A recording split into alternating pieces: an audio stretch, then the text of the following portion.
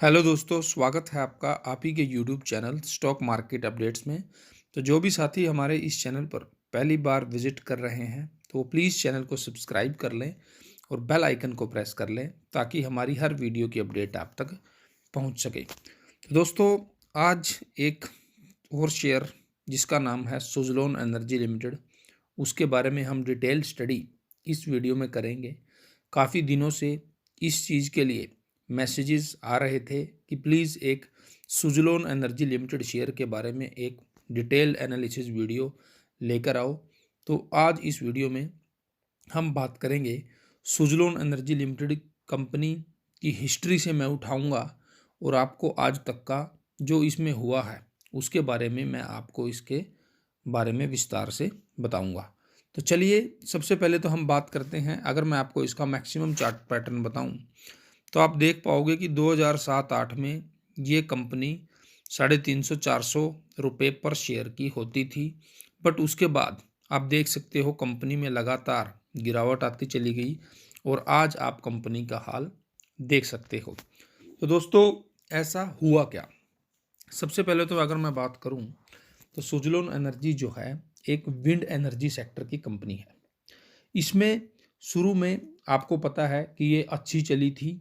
Asia की सबसे biggest wind player ये एक बार बन गई थी।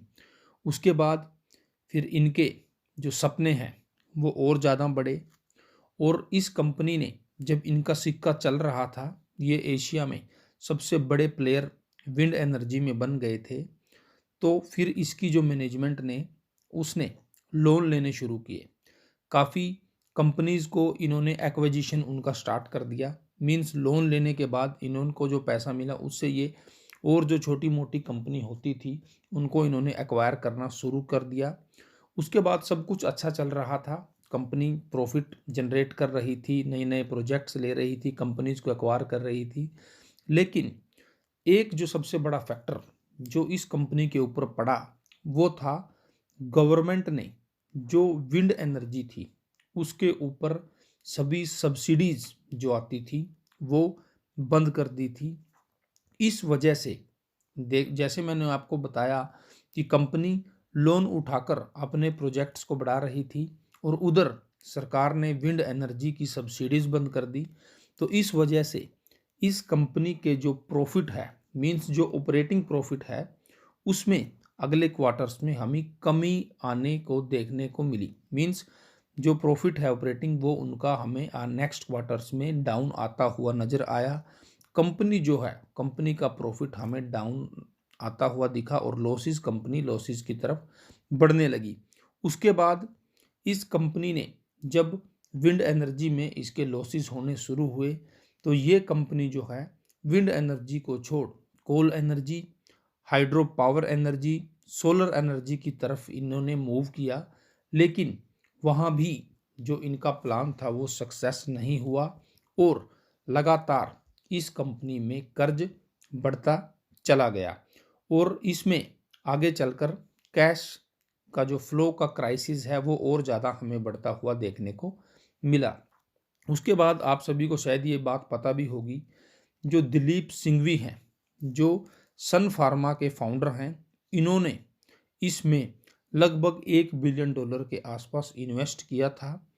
क्योंकि जब उन्होंने इसमें इन्वेस्ट किया तो लोगों को एक दोबारा से होप जगी कि इतने बड़े जो इन्वेस्टर हैं, इतने बड़े जो पर्सन हैं, उन्होंने इसमें इन्वेस्ट किया है। लेकिन उसके बाद भी इसमें बात नहीं बनी और कंपनी की जो सबसे मेन समस्या थी वो थी हाईली डेब्ट। उसकी वजह से इस कंपनी में दिक्कतें हमें आती हुई नज़र आई और कंपनी के पास अब तकरीबन 13,800 14,000 करोड़ के आसपास 18 बैंकों का कर्ज कंपनी को पे करना है। तो दोस्तों, ये थी कंपनी की हिस्ट्री कि कंपनी कहाँ से कैसे ये कहाँ से इतनी डाउन आई। बट अब जो लोग हैं वो इसकी तरफ क्यों देख रहे हैं कि क्या ये शेयर आगे जाके 7 के 8 के रुपए का जो ये पेनी स्टॉक है, क्या ये आगे जाके मल्टी बैगर बनेगा? क्या ये हमें आगे जाकर अच्छे रिटर्न्स दे सकता है?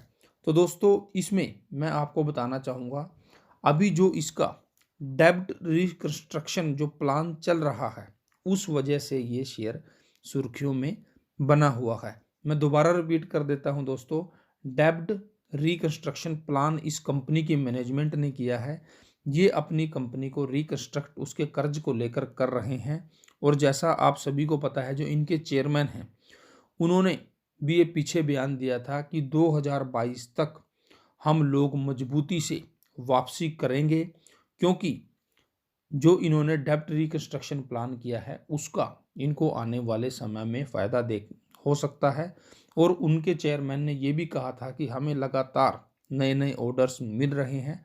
और आपको अगर लेटेस्ट ऑर्डर की मैं बात करूं तो इनको 252 मेगावाट का गुजरात में सिद्धपुर में अभी थोड़े दिन पहले ही इनको ऑर्डर मिला था। तो दोस्तों, इस कंपनी में जब अब ये जो प्लान इन्होंने बनाया है दोबारा से रिकंस्ट्रक्शन का, और जो मैनेजमेंट की कमेंट्री आ रही है, मैनेजमेंट इतना ज़्यादा कंपनी को लेकर पॉजिटिव आउटलुक दिखा रही है कि वो लोग वापसी करेंगे 2022 में, उनके पास अच्छे प्रोजेक्ट्स हैं। तो उस वजह से जो कंपनी में इन्वेस्टर्स हैं उनको एक होप लग रही है कि इन फ्यूचर ये शेयर अच्छा कर सकता है।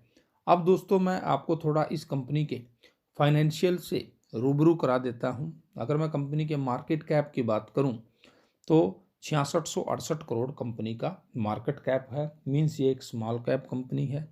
करंट प्राइस आप देख ही सकते हो, ₹7.5 चल रहा है। हाई 52 वीक 9.45, जो थोड़े दिन पहले गया था। फेस वैल्यू कंपनी की 2 है। अब मेन मुद्दे पर आते हैं हम कंपनी के, हम क्वार्टरली जो प्रॉफिट और लॉस है उनको मैं आपको दिखाना चाहूँगा। तो आप 2010 में देख सकते हैं कंपनी का नेट प्रॉफिट लॉस 983 करोड़, वहाँ से जो शुरुआत हुई थी। उसके बाद 1324 करोड़ का लॉस, उसके बाद लॉस कम हुआ 479 करोड़, फिर 4724 करोड़, फिर 3520 करोड़ का लॉस। 2015 में तो बिल्कुल हद हो गई, 9158 करोड़ का लॉस। उसके बाद कंपनी प्रॉफिट में आई 583 करोड़ के, वहाँ भी अदर इनकम से प्रॉफिट हुआ था। उसके बाद 858 करोड़ का प्रॉफिट। 2018 में 377 करोड़ का लॉस, 2019 में 1527 करोड़ का लॉस, 2020 में 2642 करोड़ का लॉस, और इस साल ये थोड़ा प्रॉफिट में चल रही है। बट यहाँ भी आप देख सकते हैं ये अदर इनकम जो आई हुई है वो ऑपरेटिंग प्रॉफिट से अलग है। बट आप इस साल ये थोड़ा देख सकते हैं, जैसे आप ऊपर देख पा रहे हैं कि 2021 की जो सेल्स हैं वो 3346 करोड़ थी और expensive 2809 crore, means operating profit 537 crore का दिख रहा है। वहीं दोस्तों, मैं आपको आगे इसके शेयर होल्डिंग पैटर्न के बारे में बताऊं तो लगभग 16.5% के आसपास प्रमोटर्स बैठे हैं। एफआईज 4% हैं। डीआईज का थोड़ा पॉजिटिव आउटलुक है, 17% हैं। और पब्लिक हमारी 42% के स्टेक होल्ड करके इसमें बैठी हुई है। वहीं मैं आपको थोड़ा इसके बैलेंस शीट के बारे में अगर दिखाना चाहूँ तो आप देख सकते हैं कि कंपनी के पास जो रिजर्व्स हैं वो लगातार नेगेटिव में बढ़ रहे हैं। 2018 में 710 करोड़ के नेगेटिव रिटर्न रिजर्व्स थे। 2019 में नेगेटिव 8115 करोड़ के रिजर्व्स थे। उसके बाद मार्च 2020 में 11370 करोड़ के रिजर्व्स, और अभी नेगेटिव में 5735 करोड़ के रिजर्व्स हैं। लॉन्ग टर्म बोरोइंग आप देख सकते हैं 4292 करोड़। शॉर्ट टर्म बोरोइंग अगर मैं बात करूँ तो 200 करोड़ की है। कैश और कैश इक्विवेलेंट की अगर मैं बात करूं तो कंपनी के पास सिर्फ 193 करोड़ कैश ही अवेलेबल है। तो दोस्तों, जैसे हमारे जो एज़ यूजुअल हम जो अपनी स्टडी करते हैं उनके हिसाब से अगर मैं बात करूं तो कंपनी के जो बैलेंस शीट है, जो कंपनी का शेयर होल्डिंग पैटर्न है, जो कंपनी के ऑपरेटिंग प्रॉफिट्स हैं, उनके हिसाब से तो इस कंपनी में इस समय कुछ भी नहीं है। हमारे जो पैरामीटर्स हैं जो हम चेक करते हैं किसी भी शेयर में इन्वेस्ट करने के लिए, तो उनके हिसाब से तो ये कंपनी बिल्कुल भी मीन्स एलिजिबल नहीं है जो हमारे पैरामीटर्स हैं। बट दोस्तों, जो इनका डेब्ट रिकंस्ट्रक्शन प्लान है उसके अकॉर्डिंग हम इस कंपनी में कुछ होप कर सकते हैं कि ये कंपनी आगे जाके कुछ अच्छा कर सकती है।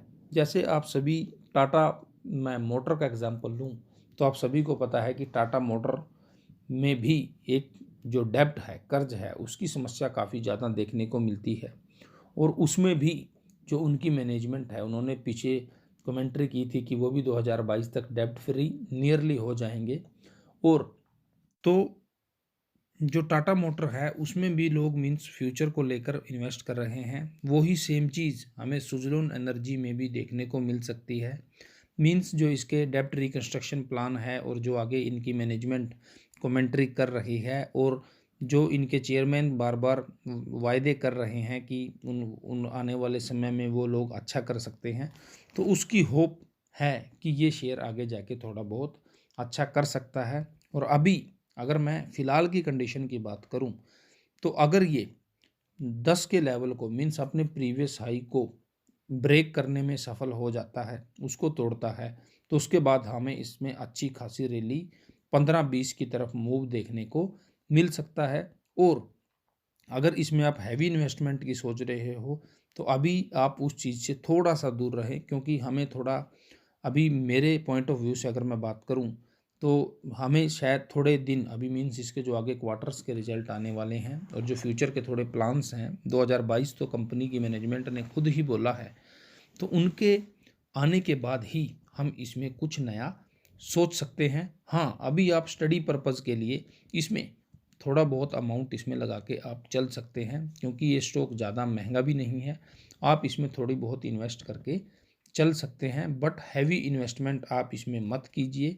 आप आने वाले जो इसके क्वार्टर्स हैं उन पर थोड़ा रिजल्ट्स हम चेक करेंगे और जो कंपनी के कुछ प्लान्स हैं उनको देखकर ही हम इसमें अच्छी खासी फिर आगे क्वांटिटी उठाने की कोशिश करेंगे।